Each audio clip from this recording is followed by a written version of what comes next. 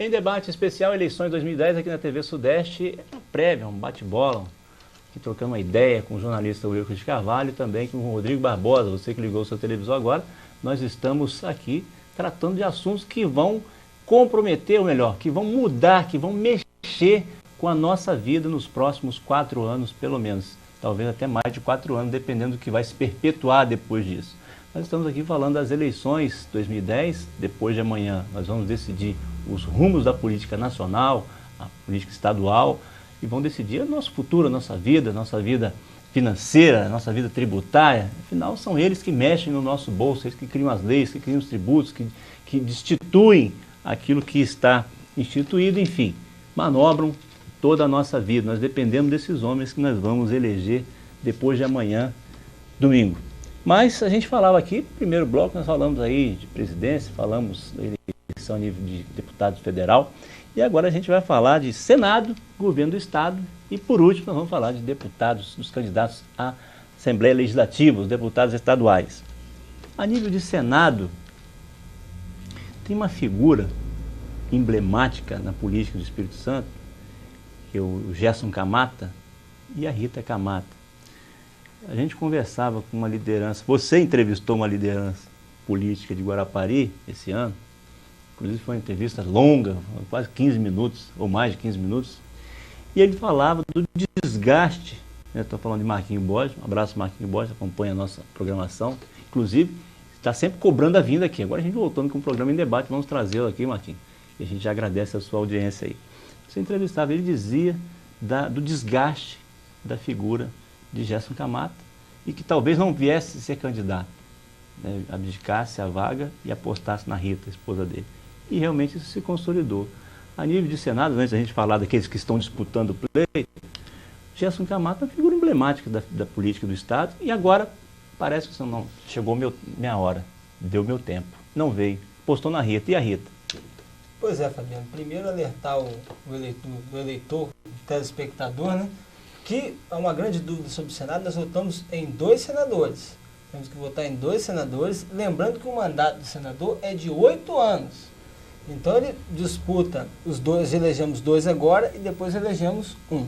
Né? Nós temos um senador que deveria estar lá, né, que é o Renato Casagrande, que deixou de ser senador para ser governador do Estado, possivelmente vai ganhar as eleições, e aí a sua suplente, que vai assumir a vaga, uma pessoa de Vila Velha, ligada ao PT, né, que ninguém elegeu ela. Então, é importante alertar o eleitor de perceber quem são os suplentes, porque no Senado, os suplentes já vão pré-determinados, não é isso? Exatamente. Você já escolhe quem vai ser seu suplente, agora, como se fosse o vice. Agora está sendo mostrado, eles mostram um pouco, mas é importante que o eleitor procure saber quem é, por exemplo, da Rita, já que nós começamos a falar, o primeiro suplente da Rita é o José Teófilo, que foi candidato a vice-prefeito aqui em Guarapari, com o Rodrigo Chamon, foi secretário da Fazenda, ele é o primeiro suplente da Rita. Só para explicar para o nosso telespectador é o seguinte, se a Rita, amanhã,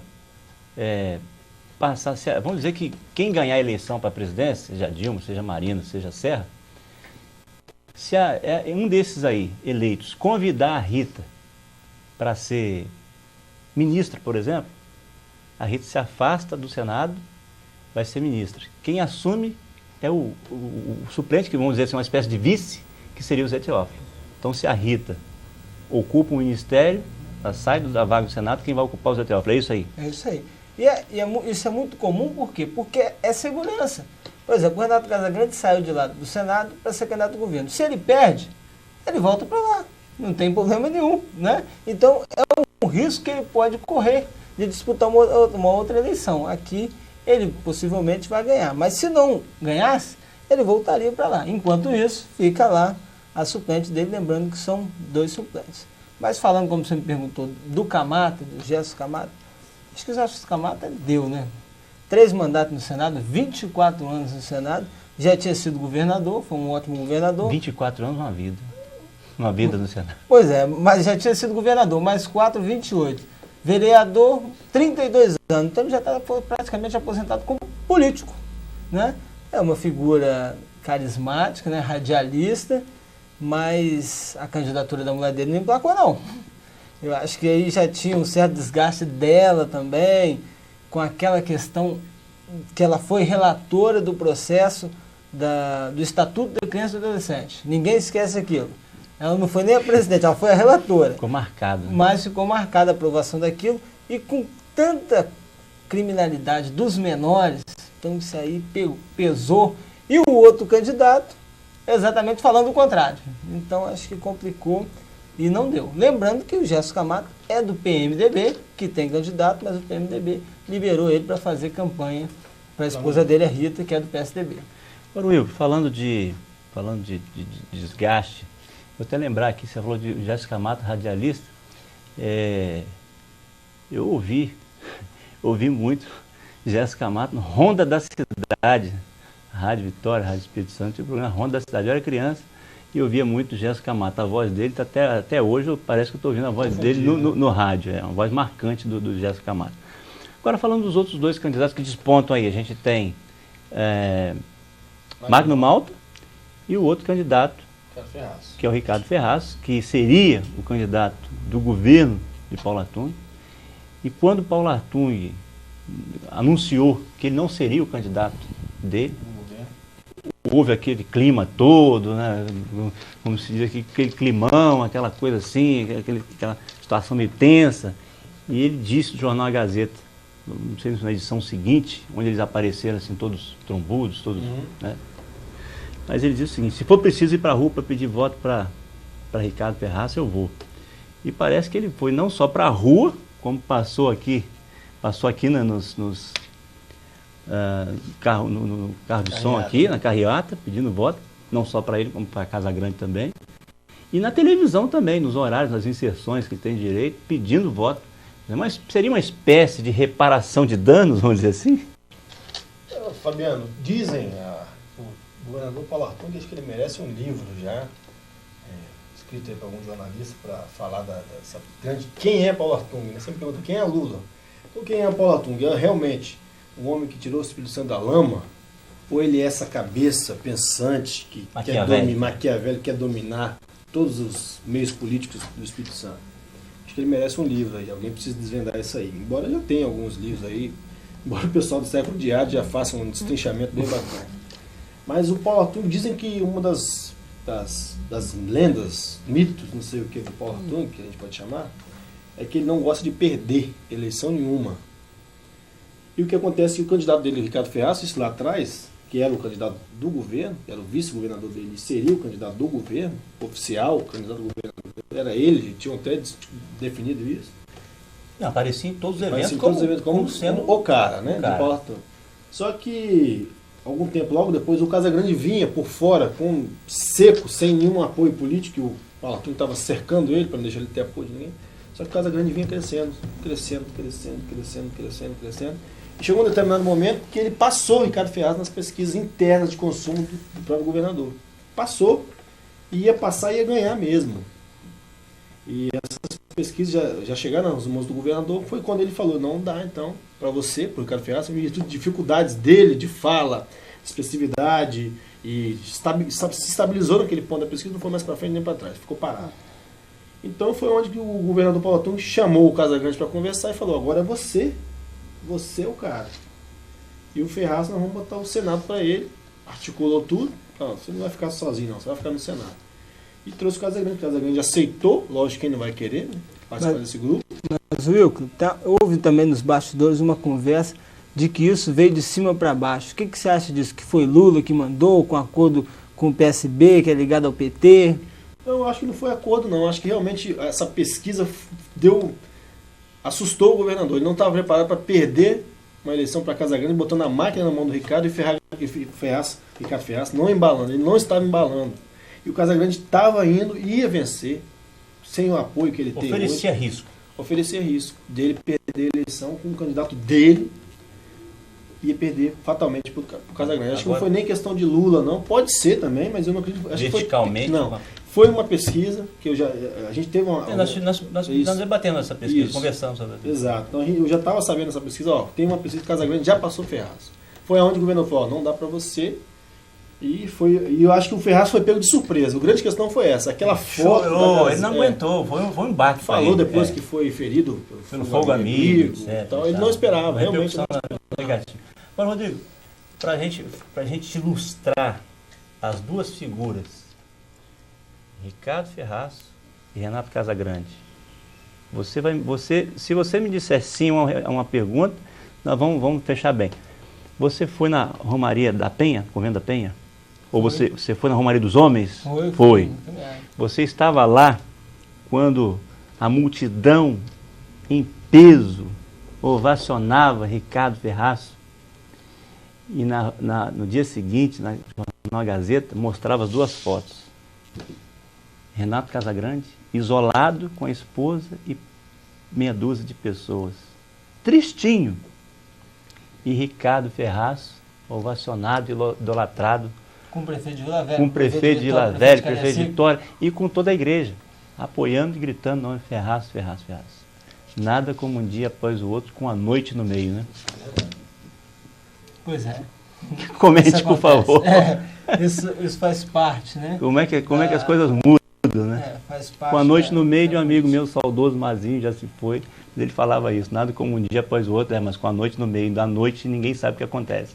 Pois é, eu fui na Romaria, cheguei lá, estava o Casagrande, junto com o Ceciliotti, que é o presidente do PSB, a esposa dele, num cantinho, e do outro lado, o Ricardo Ferraz, com o Givaldo, que é o vice de Casagrande hoje, com o João Coser, com o Neucimar, com todo mundo junto ali, fazendo aquela festa. Nunca poderia se imaginar que iria isso acontecer. Aí você falando nisso, aí me gera até outra polêmica, outro assunto aí. A igreja estava e se mostrou com o Ferraz, naquele momento, dando a palavra até ao Ferraz. Talvez não será por isso que se criou uma confusão de Magno Malta com a Igreja Católica? É outra questão. Outra incógnita. Né?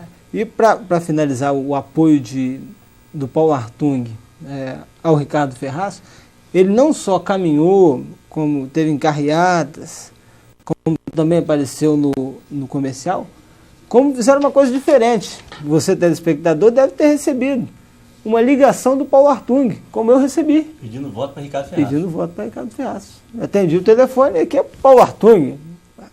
Estou com muito crédito, né? Porque na imprensa de Guarapari diz que só tem um aí que conversa com o governador, né? Não, tem dois. Dois, não, né? Tem mais ligações no celular direto.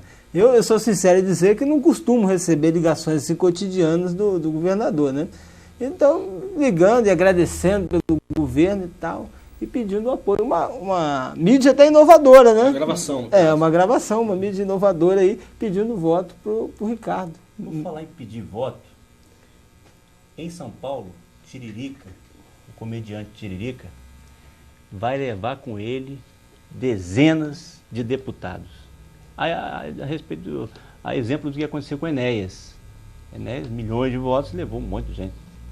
O deputado arrastou um monte de gente com ele.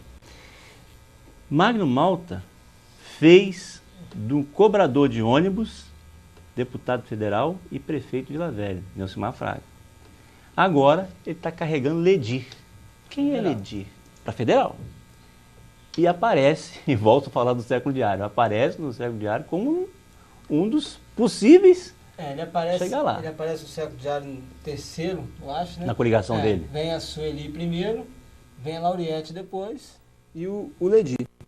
O Ledir, como o Magno Malta mesmo já falou, um ex-dependente químico, que foi tratado em uma das casas de recuperação que o Magno Malta tem, e depois ele foi lançando ele se especializou em segurança pública, foi quem instalou lá na Serra aquele sistema de monitoramento na praia, também em Vila Velha fez isso, já que o Neucimar é ligado ao Magno Malta. Secretário de Segurança Pública. Secretário de Segurança, né, de Vila Velha e da Serra. Antes ele já tinha sido da Serra. E vem aí com grande força. O Magno Malta tem essa característica, né? Ele vai e coloca outro no lugar. E vai fazendo aquele grupinho dele ali. Vai sempre fortalecendo alguém ali. Muito bem. Aí nós falamos aí. Então, o que a gente tem hoje de consolidado, de praticamente eleitos para o Senado? Olha, eu acho que essa disputa para o Senado e para o governo do Estado está definido. Posso dizer isso com toda a tranquilidade do mundo. Que que os senadores do Espírito Santo nos próximos 8 anos serão Magno Malta e Ricardo Ferraço, né?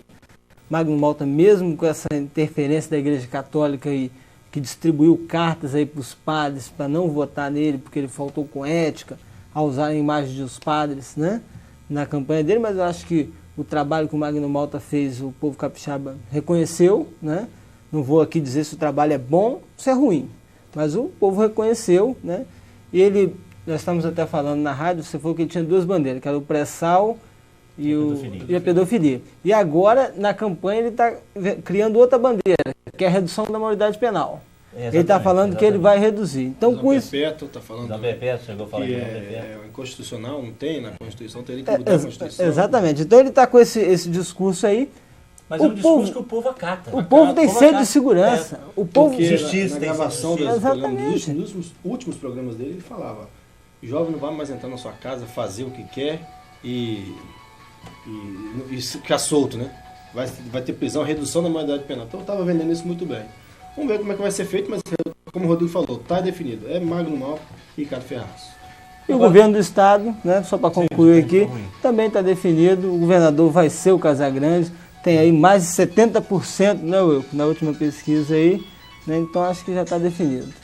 78%, se não me engano, na Gazeta de hoje. Saiu a pesquisa Casagrande, 78%. Acho que está definido o governo do estado. Você ouviu um barulhinho aí, foi o celular do nosso amigo Rodrigo Barbosa. Eu espero que não seja o governador, né? O Marcial tentando atender ali, dizendo, bom, ele está falando aqui de política, você ligou agora o seu televisor, nós estamos aqui batendo uma bola, Rodrigo Barbosa, Wilco de Carvalho, e aqui um debate especial, eleições 2010, e nós estamos tratando essa questão política. Né? A gente falou aí de Senado, falou de governo a nível de presidência, e agora a gente está falando aqui, o Senado está definido, né? E a gente falando aqui de governo do Estado. O debate dessa semana, na terça-feira, foi um debate marcado assim por não vamos dizer ofensas, não vamos trocar de ofensas. Você chegou a ver o debate? Não vi. Na terça-feira eu assisti. E não foi marcado por ofensas, mas assim, um tentava colocar o dedo na ferida do outro. Você fez isso, você fez aquilo. E o Luiz Paulo foi mais agressivo, o Luiz Paulo foi mais incisivo. Mas isso não está fazendo diferença, porque apareceu hoje a última pesquisa agora, com o Casagrande mais na frente ainda, quer dizer, disparado.